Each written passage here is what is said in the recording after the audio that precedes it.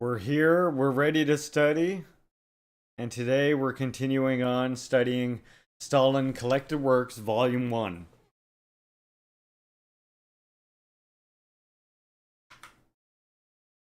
We're on page 61. A letter from Kudius. Kudius? Kudius. I sure hope that's how you say that name. But there's two letters from Kudius that we're going to look at here. And this is the original editor, meaning Stalin, who has a note here about the letter from Kudius, who says, J.V. Stalin's two letters from Kudius were found among the correspondence of V.I. Lenin and N.K. Krupskaya with the Bolshevik organizations in Russia. He wrote these letters while he was in Kudius in October 1904, and they were addressed to his comrade in revolutionary activity in Transcaucasia, M. Davichvili, who at that time lived in Leipzig, Germany, and was a member of the Leipzig group of Bolsheviks. In his reminiscences, D. Suliashvili, another member of the Leipzig group of Bolsheviks, wrote the following about one of these letters. Quote, soon after Mikhail Davichvili received a letter from Joseph Stalin, who was in Siberia. In the letter, he spoke enthusiastically and admiringly of Lenin and the revolutionary Bolshevik theses Lenin advanced.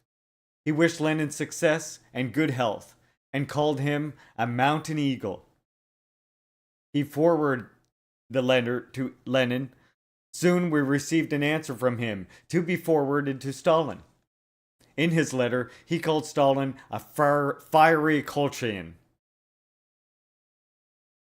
See Sulavili Reminiscences about Stalin, magazine Mentobi, number 9, 1935, page 163 in Georgian. The Georgian originals of J.V. Stalin's letters have not been found.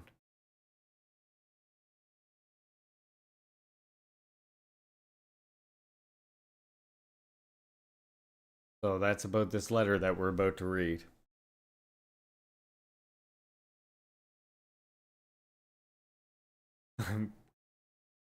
What we need here now is Iskra. And of course, what Iskra is, if you don't know, this refers to the new Menshevik Iskra, the spark. After the Second Congress of the RSDLP, the Mensheviks, with the assistance of Plekhanov, seized Iskra and utilized it in their struggle against V.I. Lenin and the Bolsheviks. In its columns, they began openly to advocate their opportunist views. The Menshevik Iskra ceased publication in October 1905. What we need here now is Iskra. Although it has no sparks, we need it. At all events, it contains news. The devil take it, and we must thoroughly know the enemy. Beginning with number 63. We very much need Bolshevik's publications. The fight for the Congress to the party. Isn't this the declaration of the 22nd? Oh. My bad.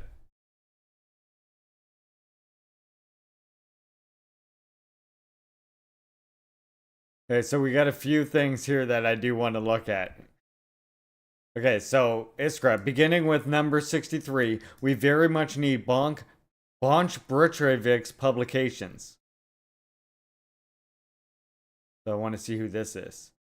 In the autumn of 1904, after the Mensheviks had seized Iskra, V.D. Bolshevik, on V.I. Lenin's instructions, organized a publishing house with the object of publishing party literature, particularly literature in defense of the principles of the majority of the Second Party Congress, the Party Council, and their Central Committee, which at that time were controlled by the Mensheviks, did all in their power to hinder the publication and distribution of Bolshevik literature. In this connection, a conference of Caucasian Bolshevik committees held in November 1904 adopted a resolution on the literature of the majority, which said, the conference calls upon the Central Committee to supply the party committees with the literature issued by Bonk-Brzezinski and Lenin Group together with other party literature explaining the disagreements in the party.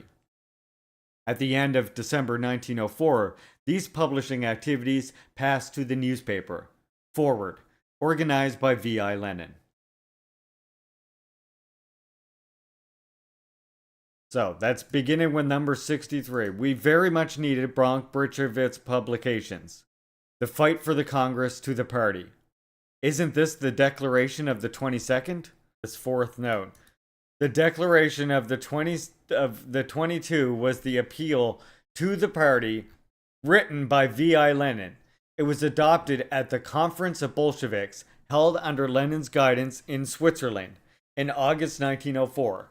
The pamphlet to the party, which is mentioned in J.V. Stalin's letter, contained, in addition to the appeal to the party, the resolutions of the Riga and Moscow committees, and also of the Geneva group of Bolsheviks, associating themselves with the decisions of the Conference of the 22 Bolsheviks. The appeal to the party became the Bolsheviks' program of struggle for the convocation of the Third Congress. Most of the committees of the RSDLP expressed solidarity with the decision of the Bolshevik Conference. In September 1904, the Caucasian Union Committee and the Tiflis and Emirchia Minigiria committees associated themselves with the declaration of the 22 and launched a campaign for the immediate convocation of the Third Congress of the party.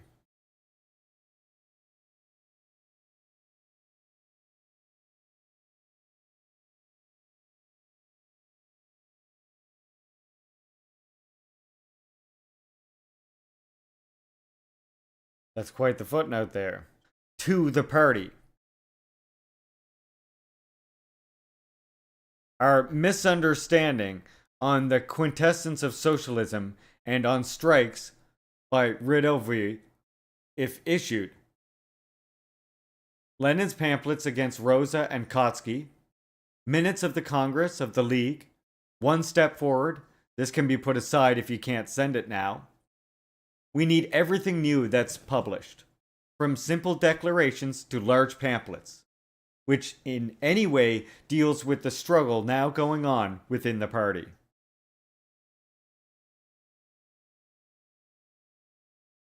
I have read Goryelka's pamphlet, Down with Bonapartism. It's not bad. It would have been better had he struck harder and deeper with his hammer. His jocular tone and pleas for mercy rob his blows of strength and weight, and spoil the reader's impression.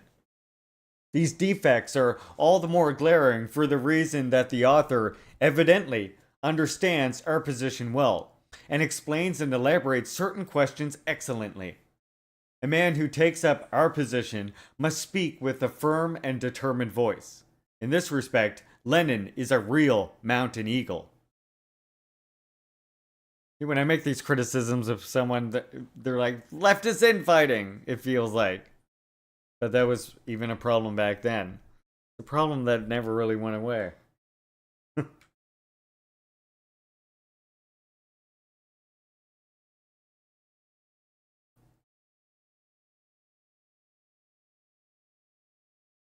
I have also read Plekhanov's article in which he analyzes what is to be done.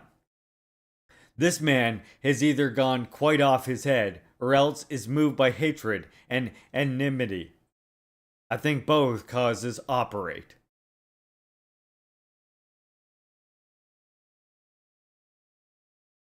Okay, well, we know about. Yep.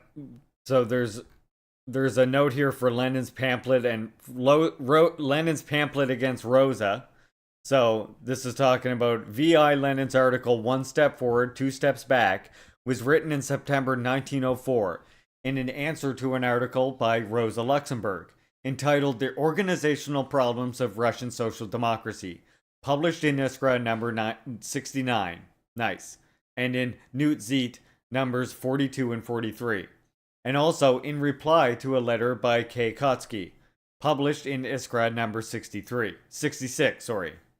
Lenin intended to have his article published in New Zit, but the editors of that magazine sympathized with the Mensheviks and refused to publish it. And then the next one they mentioned, the minutes of Second Ordinary Congress of the League of Russian Revolutionary Social Democrats Abroad is published by the League in Geneva in 1904.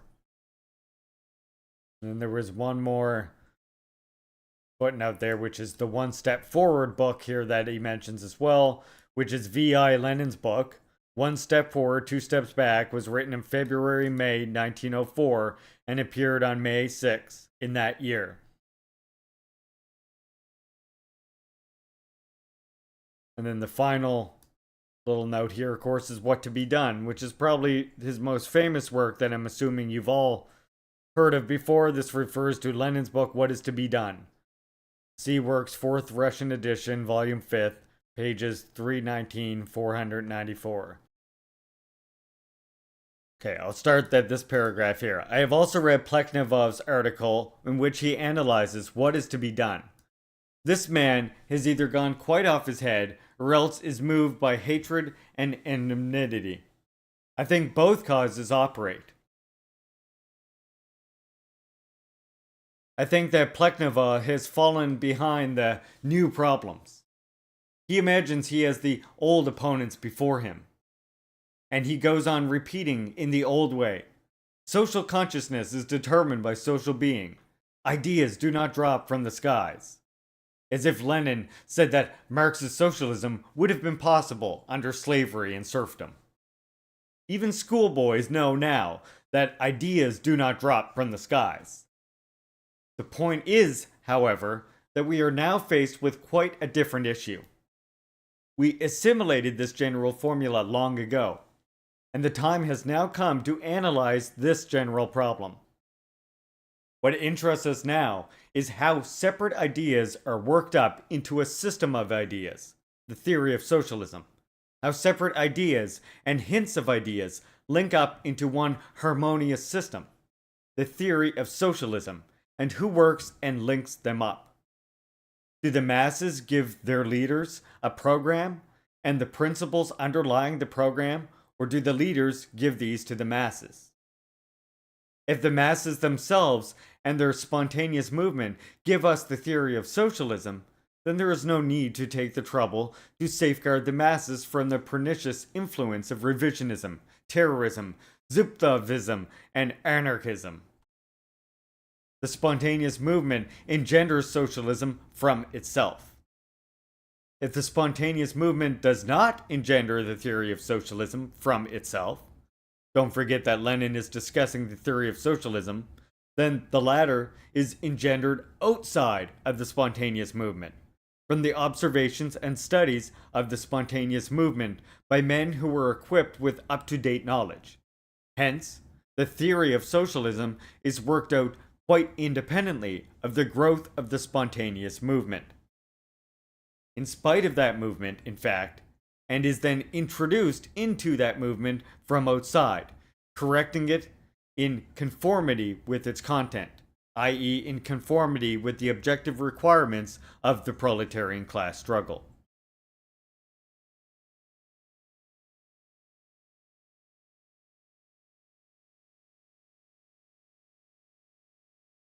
The conclusion, practical deduction, to be drawn from this is as follows. We must raise the proletariat to the consciousness of its class interests, to the consciousness of the socialist ideal, and not break this ideal up into small change or adjust it to the spontaneous movement. Lenin has laid down the theoretical basis on which this practical deduction is built. It is enough to accept this theoretical premise, and no opportunism will get anywhere near you. Herein lies the significance of Lenin's idea. I call it Lenin's because nobody in Russian literature has expressed it with such clarity as Lenin. Plekhnevov believes that he is still living in the 90s, and he goes on chewing what he has already been chewed 18 times over. Twice two make four. And he is not ashamed of having talked himself into repeating Martinov's ideas. You are no doubt familiar with the Declaration of the 22. There was a comrade here from your parts who took with him the resolutions of the Caucasian committees in favor of calling a special Congress of the party. You were wrong in thinking that the situation is hopeless. Only the Kutas committees wavered, but I succeeded in convincing them, and after they began to swear by Bolshevism. It was not difficult to convince them.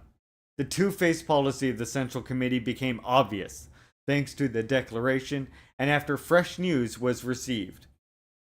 There could be no further doubt about it. It, the CC, will break its neck. The local and Russian comrades will see to that. It has got everybody's back up. Written in September, October 1904. Published for the first time. Translated from the Georgian.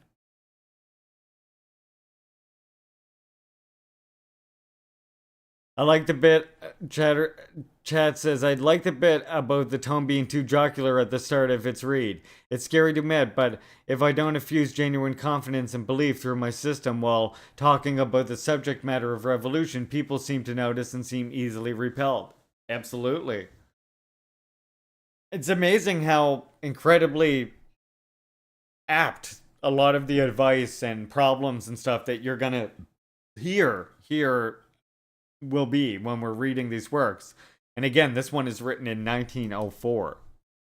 And then we do have another letter as well from Kutas, from the same comrade.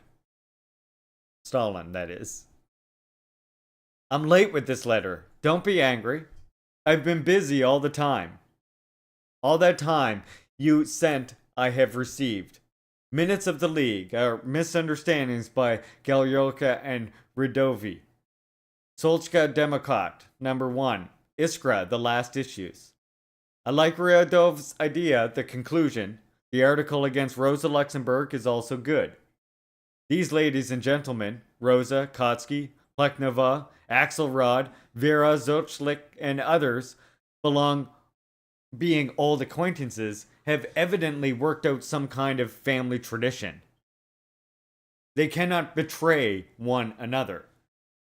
They defend one another, as the members of a clan in a patriarchal tribe used to defend one another without going into the guilt or innocence of the kinsmen. It is this family feeling, this feeling of kinship, that has prevented Rosa from studying the crisis in the party objectively. Of course, there are other reasons, for example, inadequate knowledge of the facts, foreign spectacles, etc. Incidentally, this explains certain unseemly actions on the part of Plekhnova, Kotsky, and others.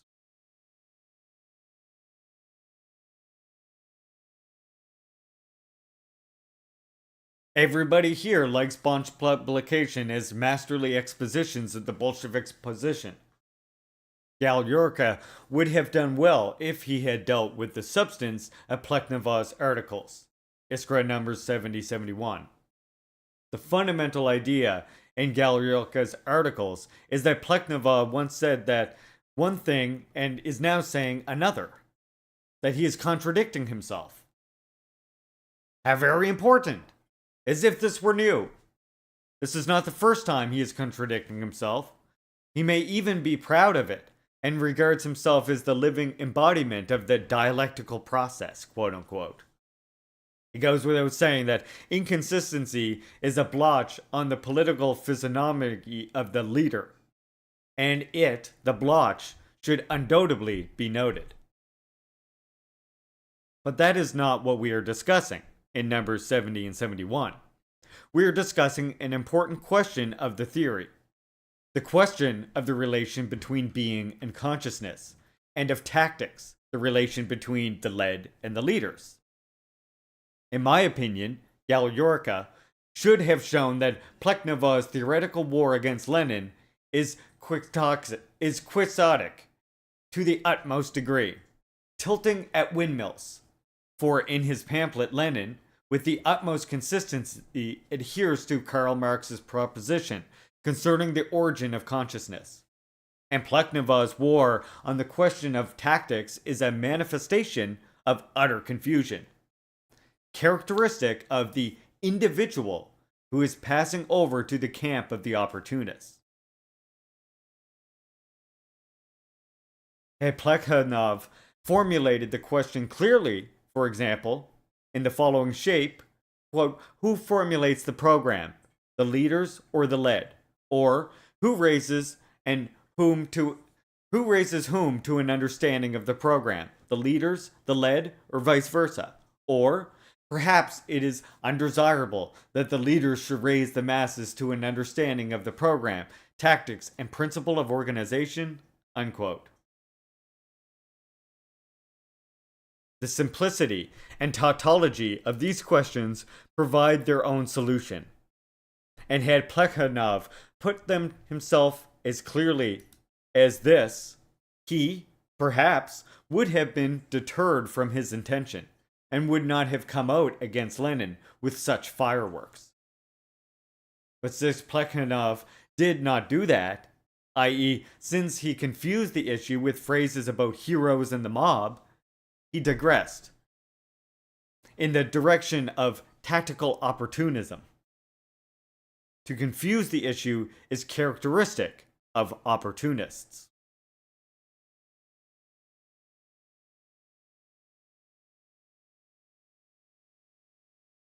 Had Galyolka dealt with the substance of these and similar questions, he would have done much better, in my opinion. Perhaps you will say that this is Lenin's business, but I cannot agree with this, because the views of Lenin that are criticized are not Lenin's private property, and their misinterpretation is a matter that concerns other members of the party no less than Lenin. Lenin, of course, could perform this task better than anybody else. We already have resolutions in favor of Bonk's publications. Perhaps we shall have the money too. You have probably read the resolutions in favor of peace, number 74 of Iskra. The resolutions passed by Emircha Mengerila and Baku committees were not mentioned, because they said nothing about confidence in the CC. The September resolutions, as I wrote you, insistently demanded that convocation of the Congress. We shall see what happens, i.e., we shall see what the results of the meeting of the party council show. Have you received the 6 rubles? Oh, sorry, there's a note here about the party council. In the conformity with the rules adopted by the Second Congress of the RSDLP, the Party Council was the supreme body of the party. It consisted of 5 members, 2 appointed by the Central Committee, 2 by the Central Organ, and the 5th elected by the Congress. The main function of the Council was to coordinate and unite the activities of the Central Committee and the Central Organ. Soon after the Second Congress of the RSDLP, the Mensheviks obtained control of the party council and converted it into an instrument of their factional struggle. The Third Congress of the RSDLP abolished the multiple center system in the party and set up a single party center in the shape of the Central Committee, which was divided into 2 sections, one functioning abroad and the other in Russia. In conformity with the rules adopted by the Third Congress, the editor of the Central Organ was appointed by the Central Committee from among its members.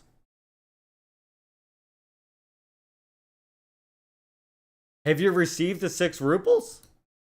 You will receive some more within the next few days.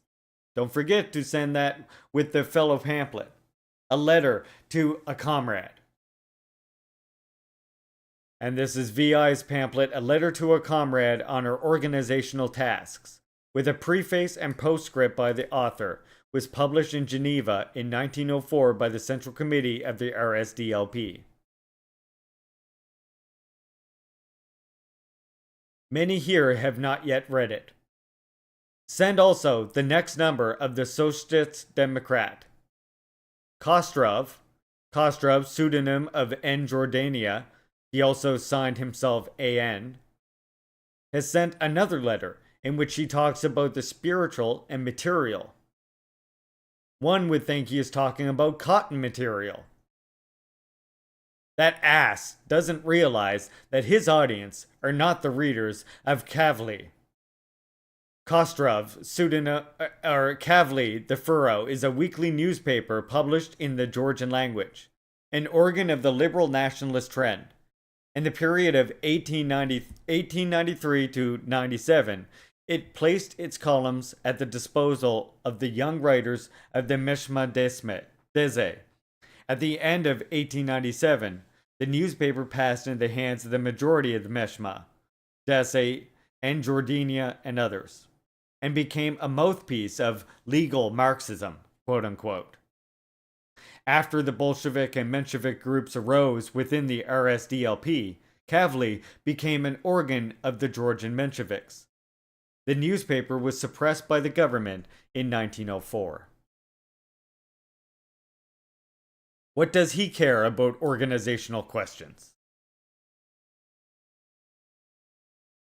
A new issue, the seventh, of the Proletarian Struggle, Proletarius Britzola, and this here, Proletarius Britzola, the Proletarian Struggle, an illegal Georgian newspaper, the organ of the Caucasian Union of the RSDLP, published from April to May 1903 to October 1905, and suppressed after the issue of the 12th number. J.V. Stalin became its chief editor, on his return from exile in 1904. The editorial board included also A.G. Tsulutsi and S.G. Shamanyan and others. The leading articles were written by J.V. Stalin, Proletarius Britzoli, and was the successor of Britzola. The first Congress of the Caucasian Union of the RSDLP decided to combine Britzola with Proletariat, the Armenian Social Democratic newspaper, and issue a joint organ in 3 languages: Georgian, Armenia, and Russian. The contents of the newspapers were the same in all 3 languages. The numbering of the respective newspapers was continued from their preceding issues.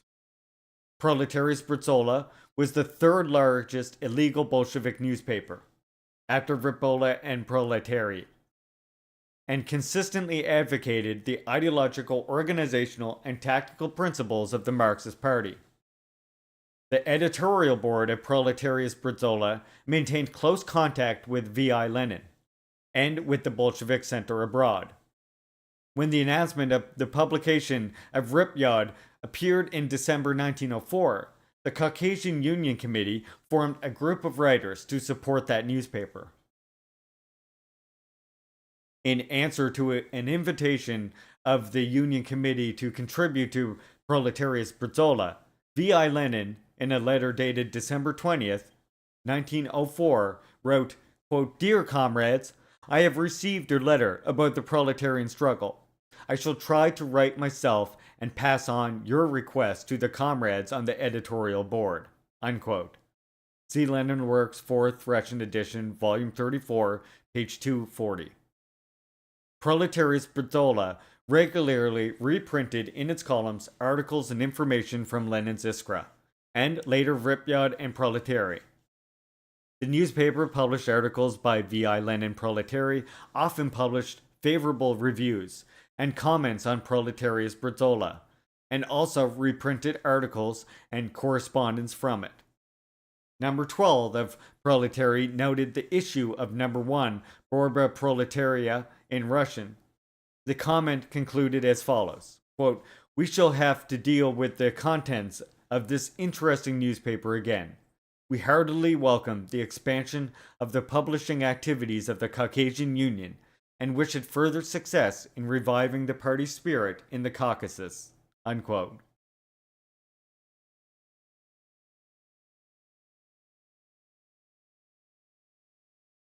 A new issue of the seventh, The Proletarian Struggle, Proletarius Britzola, which we just learned about, has appeared.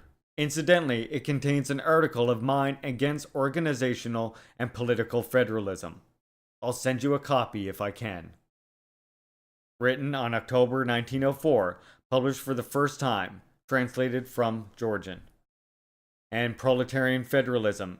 This refers to J.V. Stalin's article, The Social Democratic View on the National Question. Present volume, page 31. All right. So that's the letters there. Those are those two letters to oh, I already forget the name. Kudes from Stalin. So the next work we got here is The Proletarian Class and the Proletarian Party. The Proletarian Class and the Proletarian Party. Concerning paragraph 1 of the party rules.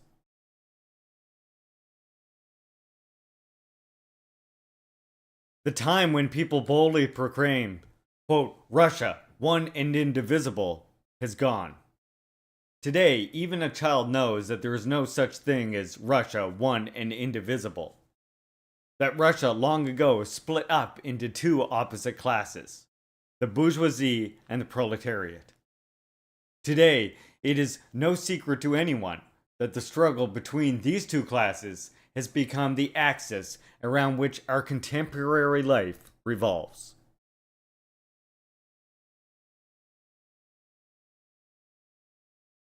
Nevertheless, until recently, it was difficult to notice all this.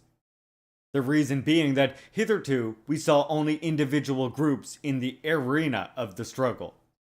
For it was only individual groups in individual towns and parts of the country that waged the struggle, while the proletariat and the bourgeoisie, as classes, were not easily discernible. But now, towns and districts have united. Various groups of the proletariat have joined hands. Joint strikes and demonstrations have broken out. And before us has unfolded the magnificent picture of the struggle between the two Russias, bourgeois Russia and proletarian Russia. Two big armies have entered the arena. The army of the proletarians and the army of the bourgeoisie. And the struggle between these two armies embraces the whole of our social life.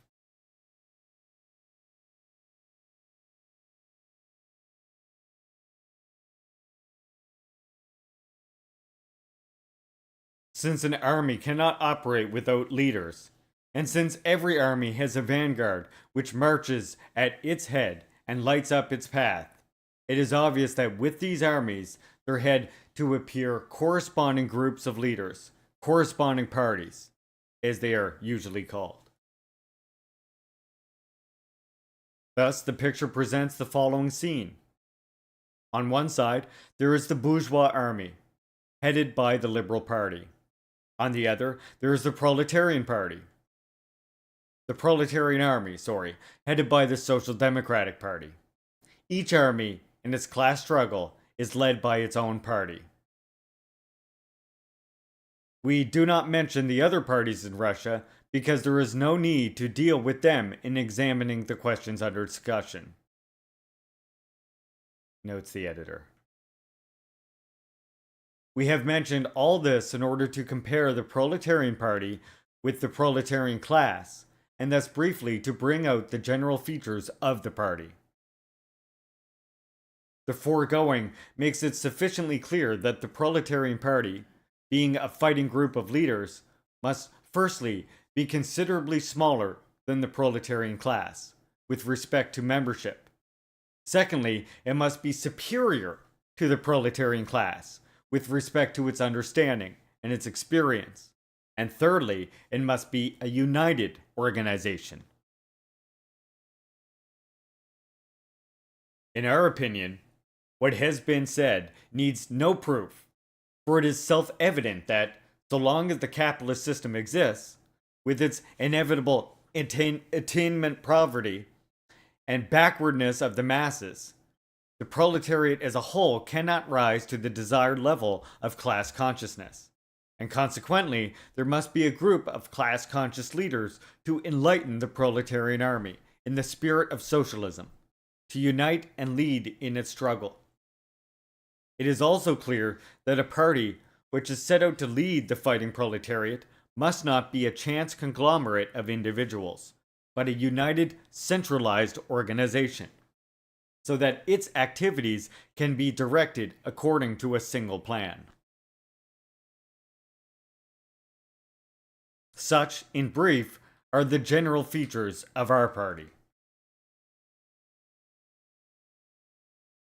Bearing all this in mind, let us pass to the main question. Whom can we call a party member?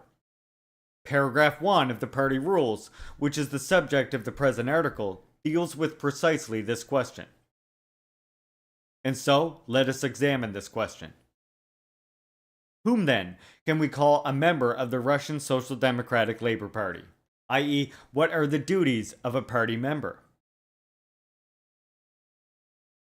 Our party is a social democratic party.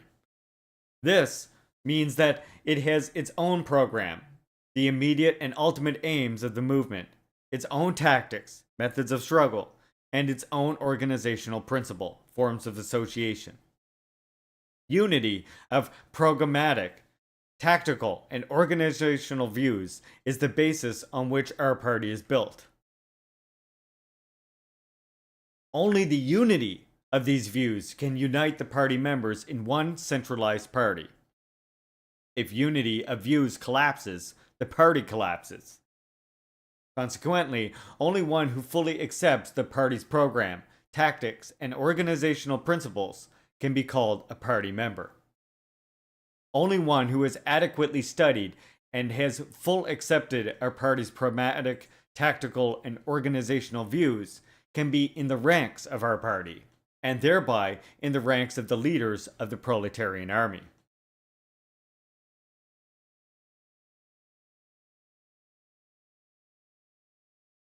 But is it enough for a party member merely to accept the party's program, tactics, and organizational views? Can a person like that be regarded as a true leader of the proletarian army? Of course not. In the first place, everybody knows that there are plenty of windbags in the world who would readily accept the party's program, tactics, and organizational views, but who are incapable of being anything else than windbags. It would be a desecration of the party's holy of holies to call a windbag like that a party member, i.e., a leader of the proletarian army. Moreover, our party is not a school of philosophy or a religious sect. Is not our party a fighting party?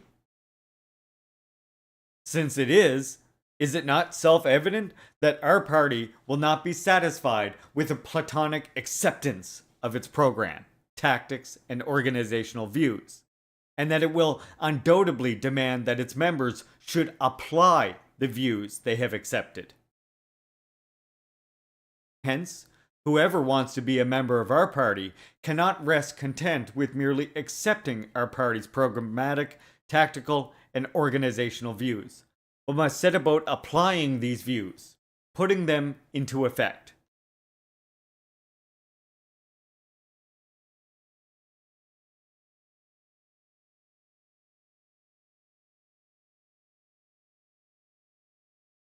But what does applying the party's views mean for a party member? When can he apply these views? Only when he is fighting, when he is marching with the whole party at the head of the proletarian army. Can the struggle be waged by solitary, scattered individuals? Certainly not. On the contrary, people first unite, first they organize, and only then do they go into battle. If that is not done, all struggle is fruitless. Clearly, then, the party members too will be able to fight and consequently apply the party's views only if they unite in a compact organization. It is also clear that the more compact the organization, in which the party members unite, the better they will be able to fight, and consequently, the more fully they will apply the party's program, tactics, and organizational views. It is not for nothing that our party is called an organization of leaders and not a conglomerate of individuals. And if our party is an organization of leaders, it is obvious that only those can be regarded as members of this party, of this organization, who work in this organization and therefore deem it their duty to merge their wishes with the wishes of the party and to act in unison with the party.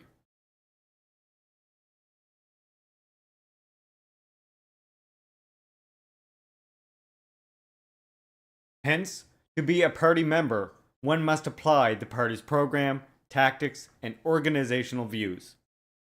To apply the party's views, one must fight for them. And to fight for these views, one must work in a party organization, work in unison with the party. Clearly, to be a party member, one must belong to one of the party organizations. And a note about that here, just as every complex organism is made up of an incalculable number of extremely simple organisms, so our party, being a complex and general organization, is made up of numerous district and local bodies called party organizations, provided they have been endorsed by the party congress or the central committee. As you see, not only committees are called party organizations. To direct the activities of these organizations, according to a single plan, there is a central committee, through which these local party organizations constitute one large centralized organization.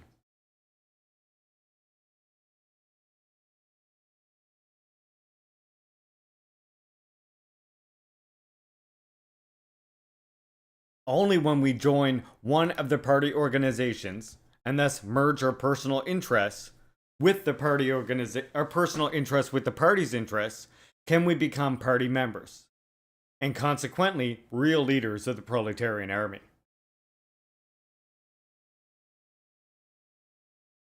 If our party is not a conglomeration of individual windbags, but an organization of leaders, which through its central committee is worthily leading the proletarian army forward, then all that has been said above is self-evident. The following must also be noted.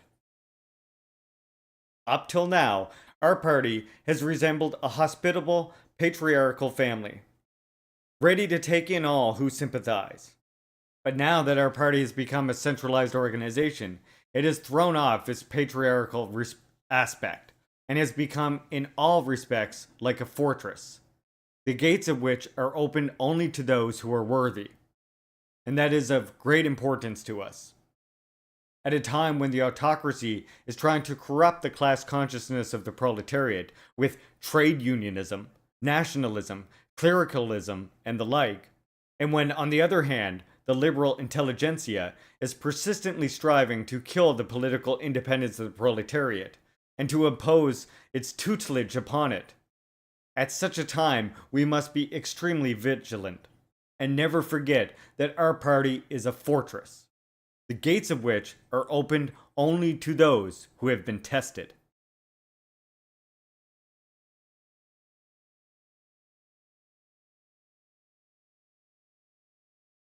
We have ascertained two essential conditions of party membership: acceptance of the program and work in party organization. If to these we add a third condition, namely that a party member must render the party financial support, then we shall have all the conditions that give one right to the title of party member.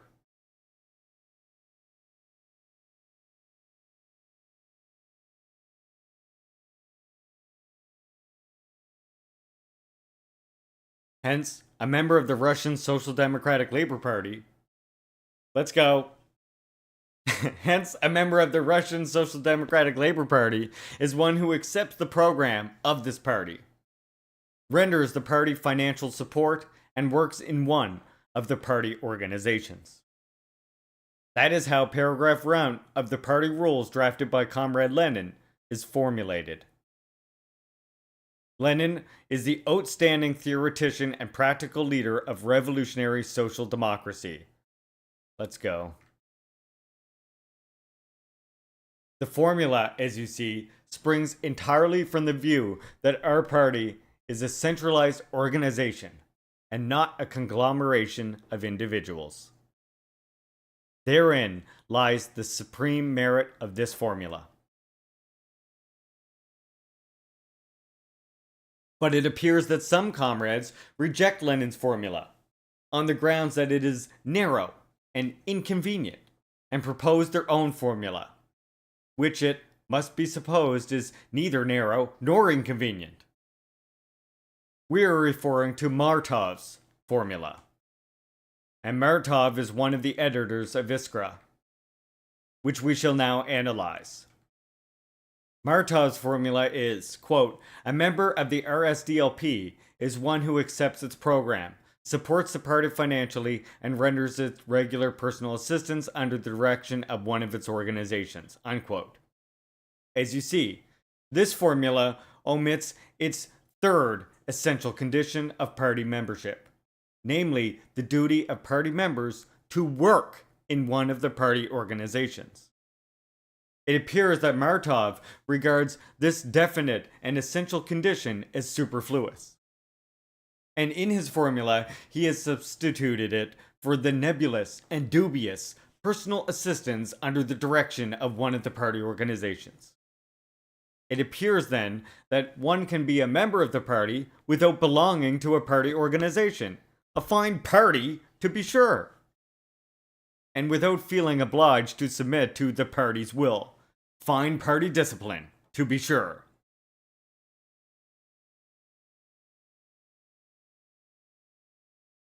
Well, and how can the party regularly direct persons who do not belong to any party organization, and consequently do not feel absolutely obliged to submit to party discipline? That is the question that shatters Martov's formula of paragraph 1 of the party rules. And it is answered in a masterly fashion in Lenin's formula, inasmuch as the latter definitely stipulates that a third and indispensable condition of party membership is that one must work in a party organization. All we have to do is to throw out of Martov's formula the nebulous and meaningless personal assistance under the direction of one of these party organizations. With this condition eliminated, there remain only two conditions in Martov's formula: acceptance of the program and financial support, which by themselves are utterly worthless, since every windbag can accept, quote-unquote, the party program and support the party financially, but that does not in the least entitle him to party membership. A convenient formula, we must say.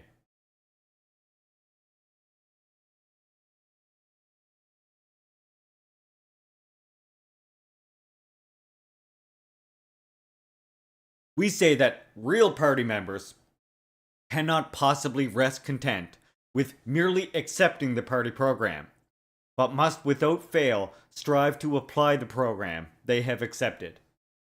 Martov answers, "You are too strict, for it is not so very necessary for a party member to apply the program he has accepted, once he is willing to render the party financial support and so forth."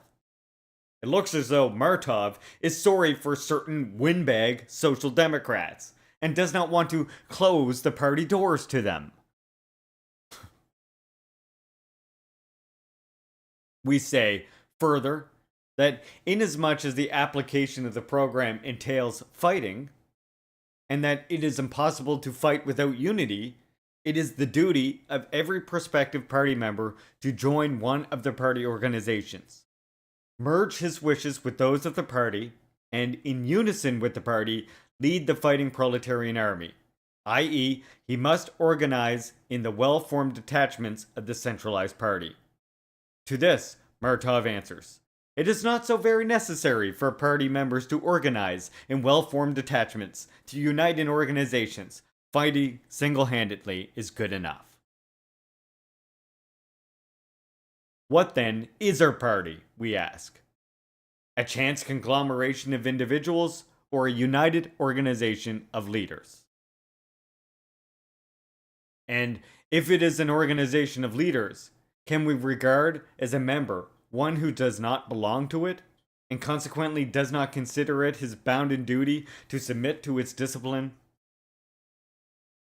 Martov answers that the party is not an organization, or rather, that the party is an unorganized organization. Fine centralism, to be sure.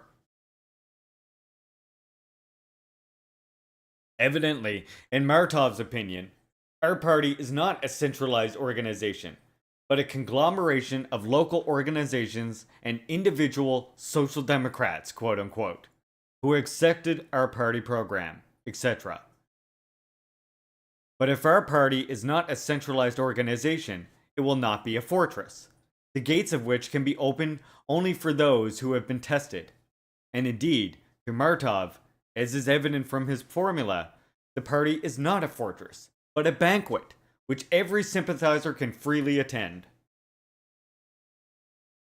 A little knowledge, an equal amount of sympathy, a little financial support, and there you are. You have full right to count as a party member. Don't listen, cries Martov to cheer up the frightened party members. Don't listen to those people who maintain that a party member must belong to one of the party organizations, and thus subordinate his wishes to the wishes of the party. In the first place, it is hard for a man to accept these conditions. It is no joke to subordinate one's wishes to those of the party. And secondly, as I have already pointed out in my explanation, the opinion of those people is mistaken. And so, gentlemen, you are welcome to the banquet. It looks as though Martov is sorry for certain professors and high school students who are loth and subordinate their wishes to the wishes of the party. And so he is forcing a breach in our party fortress, through which this estimatable gentleman may smuggle into our party. He's opening the door to opportunism. And this at a time when thousands of enemies are assailing the class consciousness of the proletariat. But that is not all.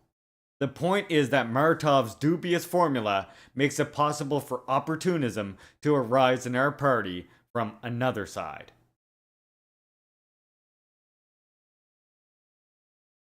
Martov's formula, as we know, refers only to the acceptance of the program. About tactics and organization, it contains not a word.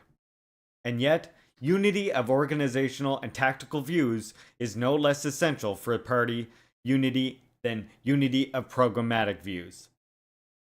We may be told that there is nothing is to be said about this even in Comrade Lenin's formula. True, but there is no need to say anything about it in Comrade Lenin's formula.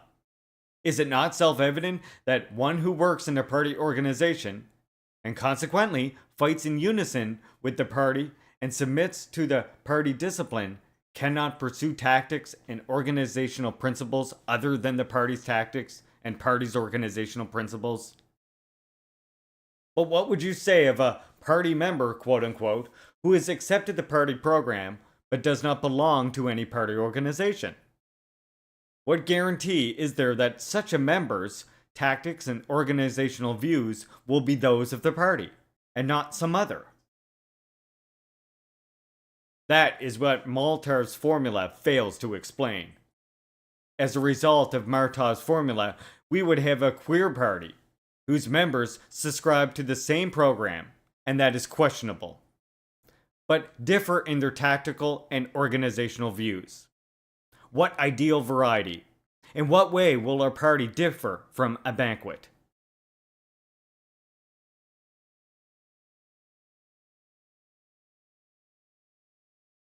There is just one question we should like to ask. What are we to do with the ideological and practical centralism that has handed down to us by the Second Party Congress, and which is radically contradicted by Martov's formula?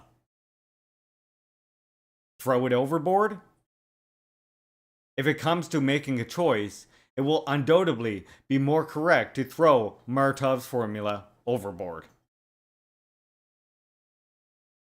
Such is the absurd formula Martov presents to us in opposition to Comrade Lenin's formula. We are of the opinion that the decision of the Second Party Congress, which adopted Martov's formula, was the result of thoughtlessness. And we hope that the Third Party Congress will not fail to rectify the blunder of the Second Congress and adopt Comrade Lenin's formula. We shall briefly recapitulate. The proletarian army entered this arena of the struggle. Since every army must have a vanguard, this army also had to have such a vanguard. Hence the appearance of a group of proletarian leaders, the Russian Social Democratic Labor Party, as the vanguard of a definite army. This party must, firstly, be armed with its own program, tactics, and organizational principle. And secondly, it must be a united organization. To the question, who can be called a member of the Russian Social Democratic Labor Party, this party can have only one answer. One who accepts the party program, supports the party financially, and works in one of those party organizations. It is the obvious truth that Comrade Lenin has expressed in his splendid formula. Proletarius Britzola, The Proletarian Struggle, number 8, January 1st, 1905. Unsigned, J.V. Stalin, translated from Georgian. And there you go.